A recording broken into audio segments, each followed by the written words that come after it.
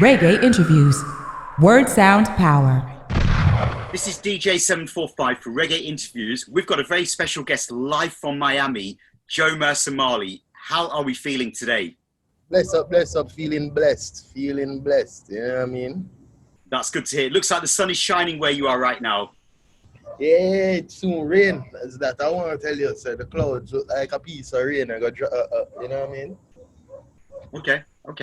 Well, look, we really appreciate your time today because we want to break down the brand new EP, Eternal, released on Ghetto Youths International, 7 years after your debut EP, Comfortable, in 2014. Now, 7 years for me is a long time. A whole lot has happened, both in life and in music. Yeah, nothing before its time, I would say, though. Okay, I mean, on the EP itself, we're seeing quite a lot of diverse sounds, different beats, maybe different to what we would have heard in 2014. And one of the things I sort of realize at the moment is that we're seeing a fusion of musical, genres. The boundaries between genres is getting closer and closer. How do you describe your sound in 2021?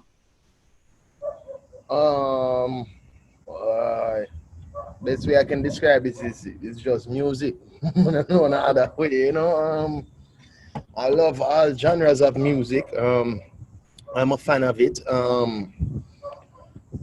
Some of it, you don't know. It's the heartbeat is where everything starts from, and Africa same way. So I think that all music surround those foundation and branch off into what they'd be known as in their own respective genre. Yeah. No, I kind of hear what you're saying there because I think that, even when we look at the music of Jamaica as an example now, it's not so clear cut. In the old days, you would have had like the reggae, the one drop, the dancehall. Everything's kind of merging together now. Yeah, of course. And I think that was bound to happen, I think it was bound to happen. Yeah. And one of the other things, and this, I don't know if it's just because of the pandemic, but artists aren't able to tour, and we're seeing a whole heap of amazing collabs. Do you not think so? Of course. I think that in a certain sense, that this whole thing has given artists more time to collaborate than usual because of conflict of schedule is a serious thing in the industry. 1 minute here, the next minute there, so yeah, I think it gave everyone a little bit more time to who didn't do enough features can focus on it. Me myself, I've never gotten a lot of features prior to either it be the singles that I've released within the last 7 years, even down to the EP. Mm-hmm. So I think it helped give me that little time there to really collaborate more. Yeah.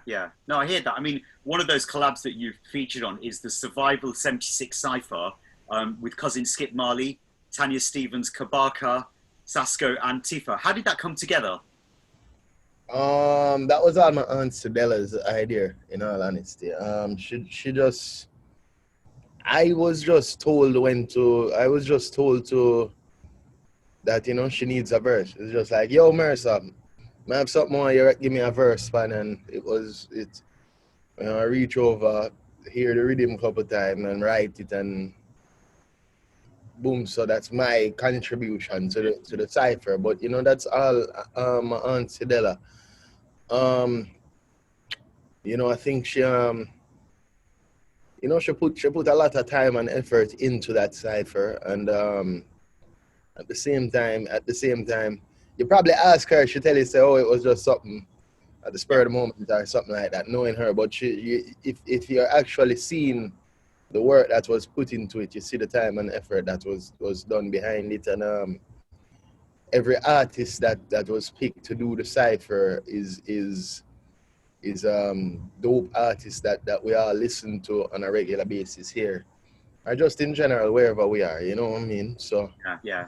I mean, I think to me that collaboration wasn't a normal collaboration, and I can see that the timing of it this year with the whole pandemic, I think it was so necessary. Of course, of course, of course. I fully agree. Survival. That's what we're. That's the name of the game right now. Survival. Yeah, yeah, yeah. One thing I missed this year was the live celebrations that take place at 56 Hope Road each year on the 6th of February. I guess it's been a while since you've performed to a live audience. Yeah, yeah, yeah. It's been a minute. It's been a very nice minute now. As you mentioned that I'll be doing a little something this Sunday in Winwood, yeah, in Winwood, at Oasis Winwood in Miami here. Um, so I'm excited about that. Almost what a little bit, maybe less or more, about 2 years now since the last time I performed. So Wow. very, very excited about it. You must be eager and ready to hit that stage then. But yeah, believe me.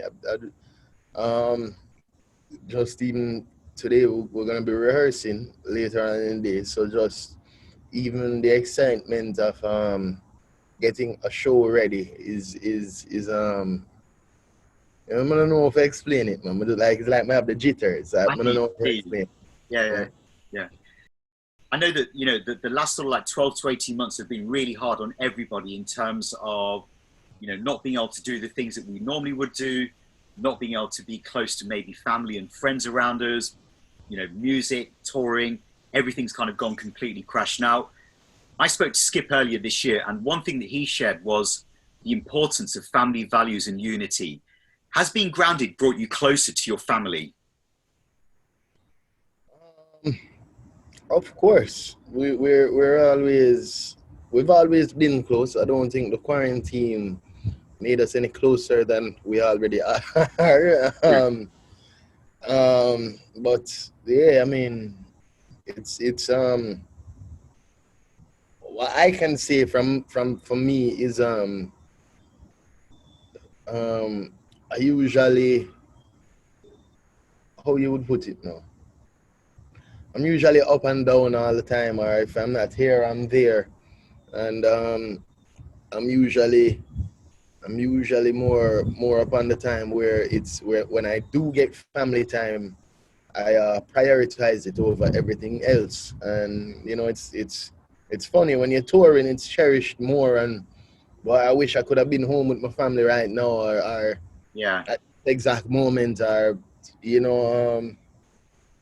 So I think it's kind of funny now that vice versa. It's all right. You get to spend more family time, and you end up missing the other thing, the road and Brother story. yeah. Yeah, yeah. So I do find that a little bit funny. I'm not gonna lie. But yeah, family, we've always been close, so that's nothing. That's not new. What it has allowed us to do is spend more time. Yeah, Yeah. yeah. I think that's the key thing that I think's really helped people to come through what we're going through in terms of knowing that we can sort of like connect in a deeper or more spiritual way with the people that are already around us as well. So I think that's something that's really important for a lot of people, including a lot of our viewers that are watching today as well. Word. I fully agree, bro. I fully agree. It, it's it's the times, It's the times. Yeah, yeah, yeah. Now we know that obviously you've got this brand new EP that's releasing in May 2021. Jo Mersa, you're the oldest son of Stephen Marley, older brother to Johan.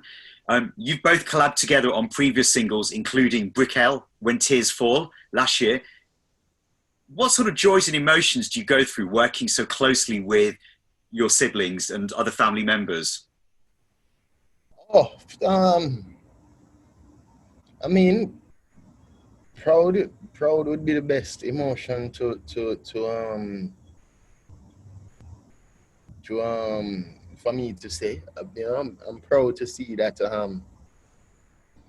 them coming up and doing the music, and the music sounds good, and it is it's a reflection of them and what story they're going through the music, or what you can seeing the growth, like them things there, those things. Proud would be the best word I probably can use. Proud would be the best word.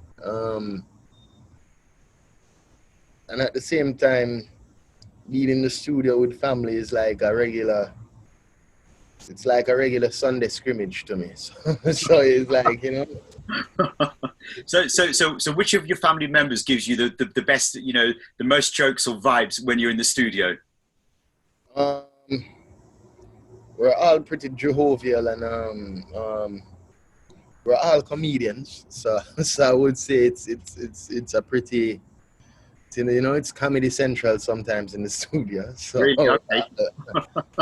we're all comedians and have jokes and such forth. So Yeah, yeah. No, I mean, in a way, I kind of I get what you're saying, but at the same time, I mean, you know, people like your uncles, like Damien, they seem to be so disciplined as far as making music is concerned. But at the same time, I can see that there must be a lot of jokes along the way in putting out that and making that music. oh well, I mean, of course you have to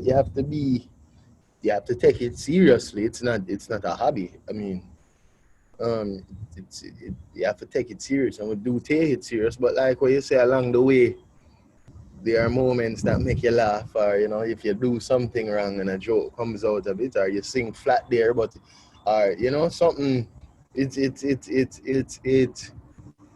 Remember, say your life the music reflects our own life. I've been saying this a lot, by the way. The music reflects our own life. Okay. Life reflects our own music. See? So I think that those things go hand in hand. That you're going to experience fun. You're going to experience laughter. You're going to experience moments of being disciplined. You're going to experience frustration, and that's once again where the discipline comes in. That you know you don't let that frustration get the best of you, and you move forward working. So you know, it's just a mix of everything, man. You have to be strict. You have to be disciplined. Yeah, You yeah, have to be disciplined. yeah. But then at the same time, I think I hear what you're saying, that there's got to be that balance, because for you to actually have that feeling of, you know, happiness, you've got to have experienced some form of sadness in your life to know what happiness is. Well, of course, naturally. Yeah, yeah, yeah. The family connection stays strong on the new EP Eternal, as do the collabs. We've got 7 new singles and 4 collaborations, 4 big collaborations. The first single that we heard, which kind of gave us a bit of an inkling that Jo Mersa has a brand new project coming, was the collaboration with Busty Signal. Was that a planned collab? Kind of no, not really. No, not really. But it ended up. Uncle Damien played a very important role in what you would say now, helping that to happen. Um, Busy was doing some work in Miami. I believe he was shooting some videos and some other stuff here. And him and Uncle Damien and like my pops, they've been doing some music together as well. So it in that sense it just happened naturally because they were already doing music and what would I say now? No, them just at the studio one day and Uncle was like, yo, let me play some of Joe stuff. And um Busy heard the older him say, yo, I like that tune, yeah. More give me a verse. And I was, you know, and me it was just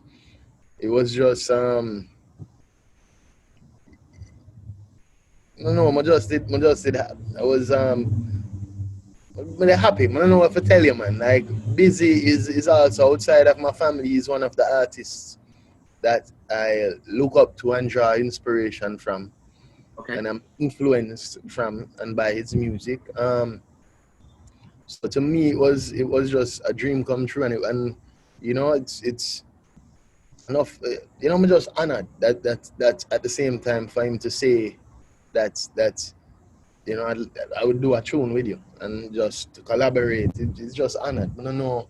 Mm. I don't know. You know, um, I still look up to this person. So it was just one of those Yeah, moments. So wow, somebody you look up to outside of the family, and you know what I mean. yeah, yeah. And I think that the way you're describing that, Family, and it's like family. He's like family. right? Okay, okay. I mean, I think the way you're describing how this collaboration came about, it seemed very organic. It wasn't something planned where you were working with Jazzwad, who built the rhythm on that particular song, and said, It's busy. No man. No man. It just happened. It just happened. And we've thought of other artists, of course, but that one just happened organically. yeah. And sometimes those organic collaborations happen to be the best. Yeah. I mean, natural is the mystic, man. Natural is the mystic. You know what I mean? Yeah. What sort of time period did you record Eternal over? Was this done during the year of 2020? Yeah, majority of it, yes. Yeah, a nice amount. Right? I did, a nice amount of it. A majority of it was recorded last year. Majority of it had started as a mixtape, like what we spoke about when you said the freestyle and mud up. So it did start out with more freestyles and more of a mixtape-esque to it. And then it just gradually turned into an EP, and as well you'll be getting the mixtape soon. Soon as well. Okay. Yeah. So you know, it's just vibes. It's Right. a vibe. It's eternal vibes. It's something. It's an eternal vibes, man. You have tune for make you laugh. You have tune make you cry. Tune will make you think. Tune will make you happy. Tune where to inspire, to motivate. Tune to tell you to never stop quitting. Tune to tell you say the Most High is the only power to fear. You know, you have a bit of everything. We touch upon a majority of topics. I would say you have a song that also speaks upon what you would say now, social commentary, or also telling someone that if a life of a bad man or a gangster, this or that is what you want, I'm gonna give you some reasons why you shouldn't want that lifestyle. You know what I mean? So they have enough topics that's been touched on the EP, aside from the mixtape part or the freestyles and overall too. It was more just me having fun with the music. It wasn't topics that just came to my head. It wasn't something that I gave too much thought into, or you know, I'm usually someone who will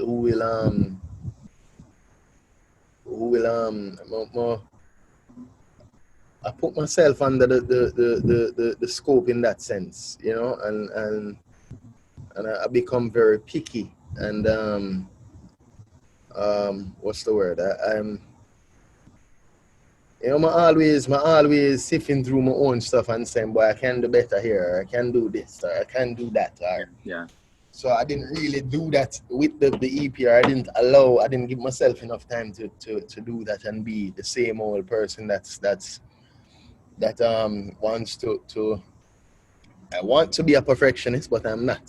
So it is one of those. One of those relationships. You're aiming for perfection, and I know what you mean. That there's a level of attention to detail. Yeah. And sometimes I think that, you know, when you do put that level of attention to the detail, it's you start procrastinating to a certain degree.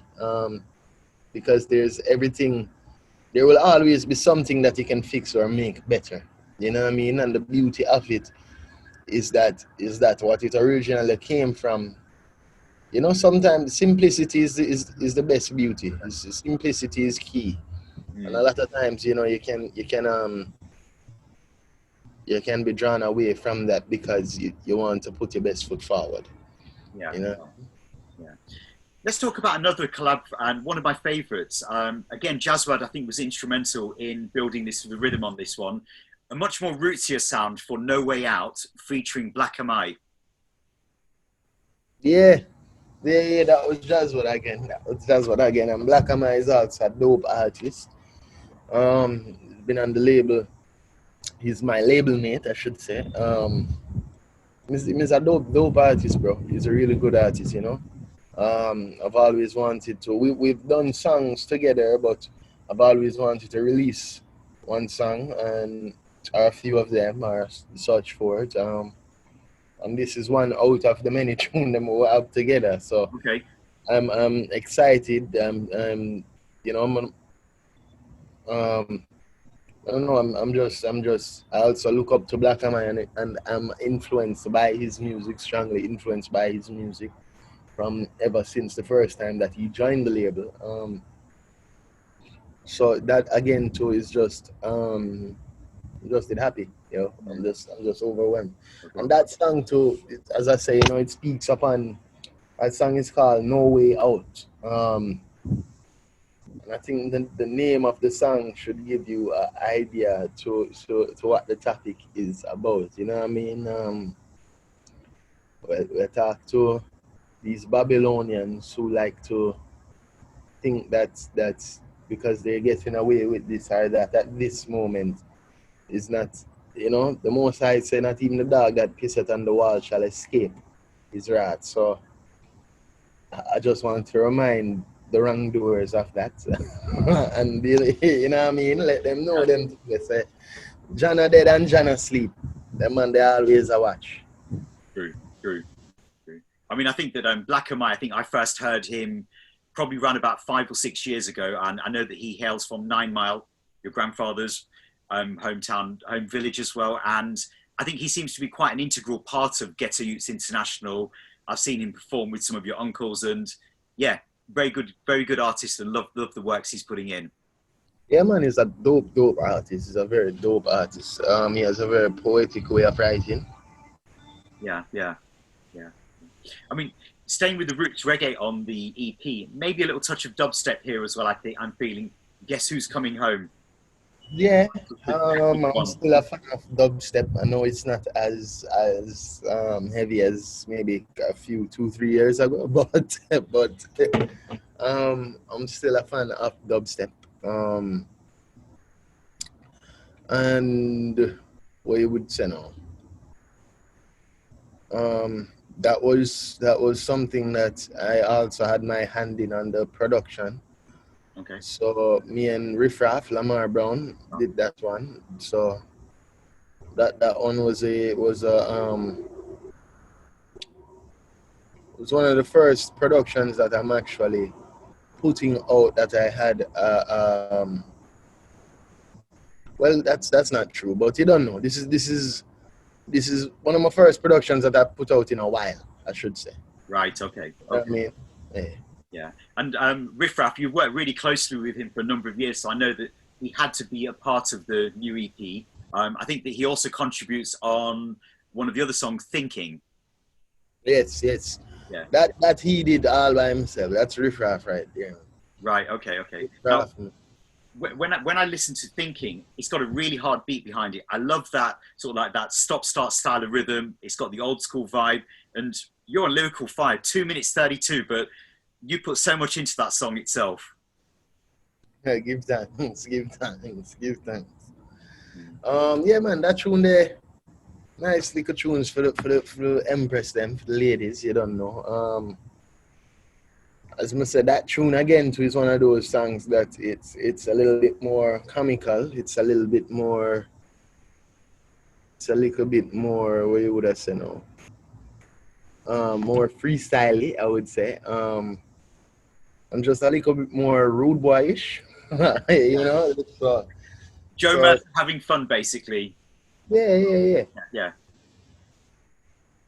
But I love the whole energy and the whole delivery of that song. So you know that's one that I think is going to be on repeat constantly in the household here as well, and on the radio here.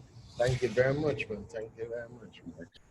Earlier on, you mentioned about a mixtape, and there's some freestyles that are coming later on this year. What's the name of that mixtape? Oh, well, that's the funny thing about the mixtape. It's still called Eternal. Okay. If the name has changed, I'm not sure yet. But from my knowledge, it's Eternal. It's gonna be done by the whole Bashman crew, this one here, Silent Taddy, that crew there. It'll be forwarding shortly. Probably shortly after. Everything we're sealing up the final. We're sealing up the final touches now, and then hopefully maybe by next week gonna have it. Mm-hmm. It sounds like we've got a whole lot of music from Jo Mersa. So we've got an EP, a mixtape. You know what's coming next, don't you? When's the album? Oh, that's actually finished too. So That's you finished guys, as well. Okay. yeah, you guys should be getting that soon as well. Okay. Enough music, Enough music. Yeah. enough music this year going into to next year. So you have a lot of music. Okay, that's good to hear. That's good to hear. What does Eternal mean to Jo Mersa as the title of the new EP? I mean, how much of an input and role do you have in making that title for that EP? Well, we just wanted it to be an everlasting. The Eternal came from the mixtape first. The Okay. name came from the mixtape first, and then it went to being an EP. So the name Eternal just, what you would say now, followed over to the EP. The title, it was really just an everlasting vibe, you know, everlasting positive energy, everlasting. You know, when you listen to the music, certain tune make you smile. That lasting, put that smile on for the day or whatever. Just an everlasting joy. You know, that's why I went with the Eternal. I wanted it to be an eternal vibe. You know, I wanted you to listen to. I wanted each and every song to be a song that you listen to more than once. You know what I mean? That I can. You know, something you can listen to a project and say, "Well, I can listen to that 2 times." Or, you know, enough tune them nowadays. Or some projects nowadays, I've heard many people say, "Yeah, I love this project." And I say, "Why you keep it on repeat?" And they'll be like, "Well, no, not really, but I listen to it every day, but it's not on repeat in my house." And so to me, it's something where I don't want to be on repeat 24/7, but for here, so boy, at least you listen to that, you can listen to it back to back. That type of enjoyment there. That's one of the things that's you know, eternal vibe, like what I say.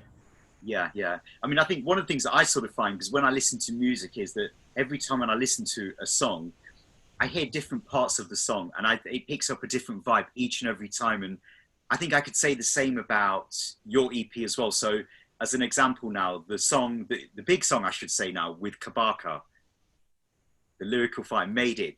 I know that that's a song where it's talking about hard work, fulfilling ambitions, passions in life, but then at the same time, there's a line in there where you're talking about depression's a thing that holds you back as well. So, you know, it's kind of balancing, you know, the things that you're striving towards, but then the journey you've had to take to get there as well. Yeah, I mean, it's not. Made It isn't talking about me personally. It's not talking about me. No. It was just a song of motivating, and you know, like I'm say, I know me doing music, I experience frustration within the industry, or sometimes within writing a song or building a beat, or the idea is not coming across clear enough, or sometimes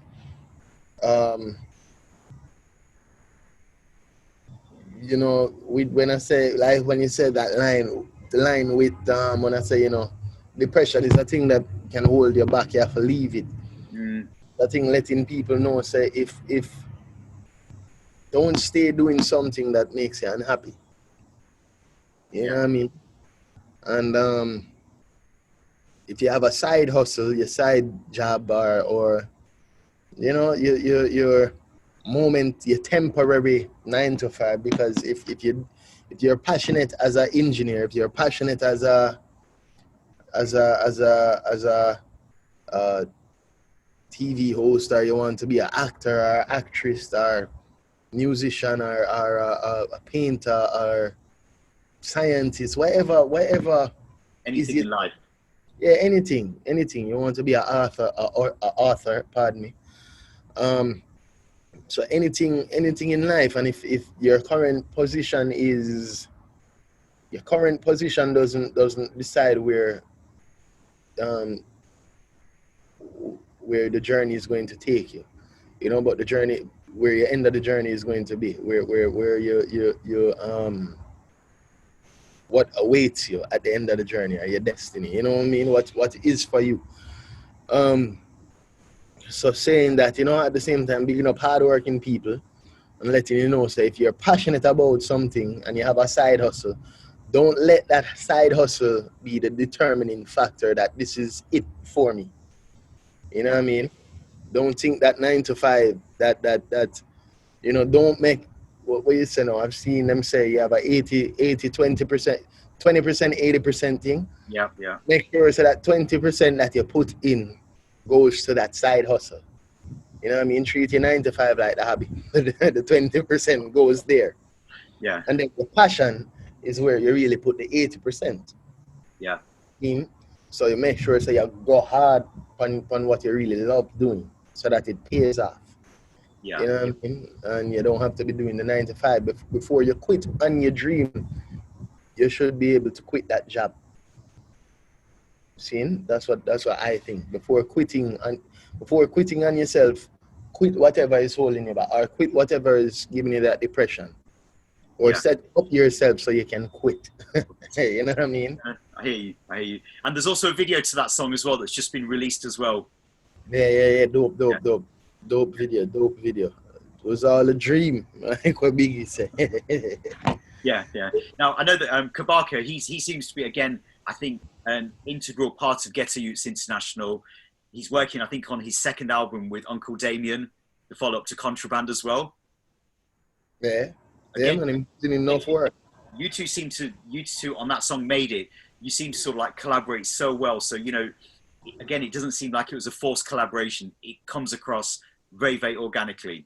Yeah, well, when I was writing that song, I was finishing up the second verse, Kabaka walk through, and I was thinking of featured artist Kabaka.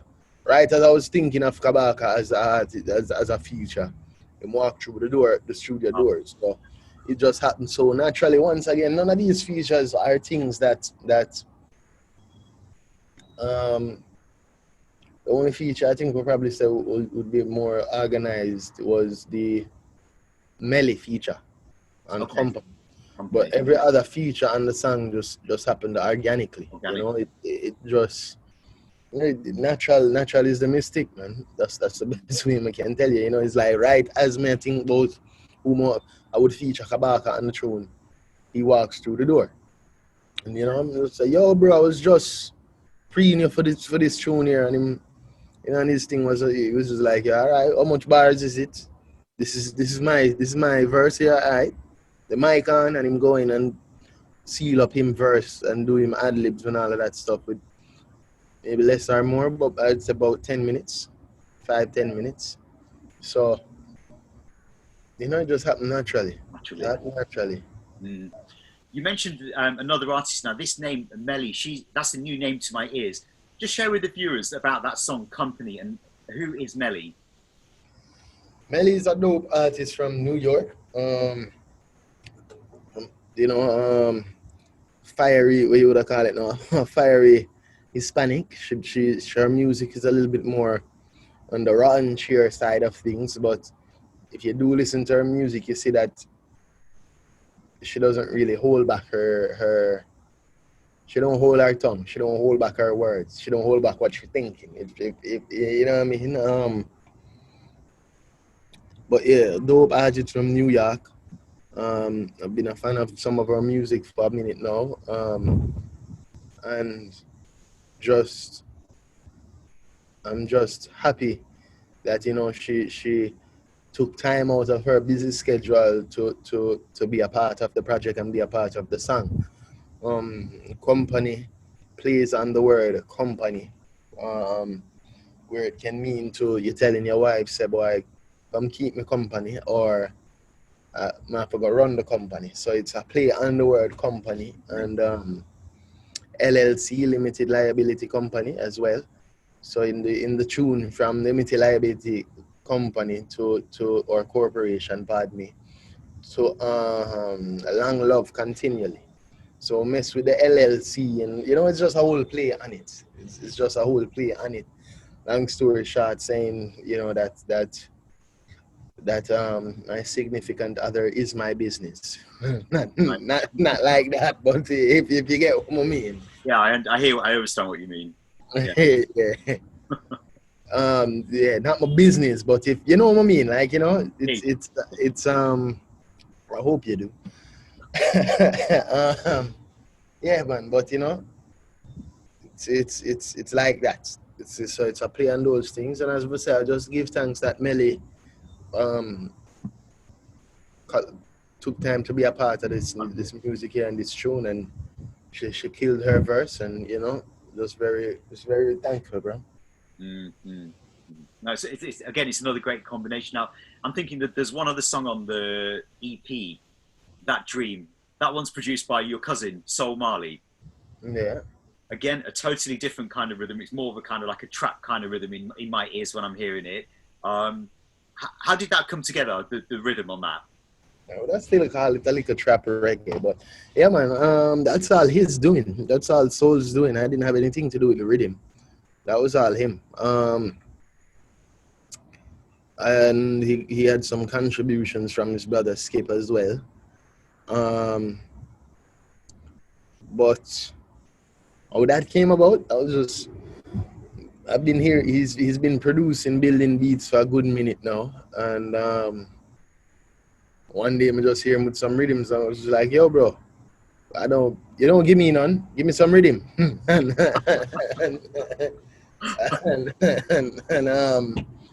send me some rhythm. That being one of them, and I was like, "Oh, all right, that's what we're doing. Let's go." You know what I mean? So from that with Soul, it was just that the concept of that dream.